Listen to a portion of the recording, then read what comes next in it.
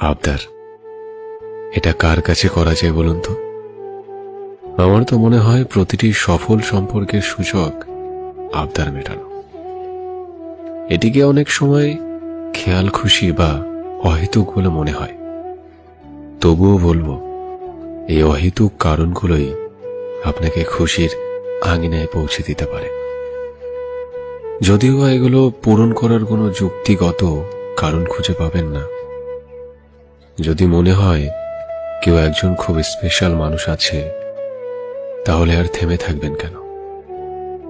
পূরণ করুন তার ছোট ছোট আবদার।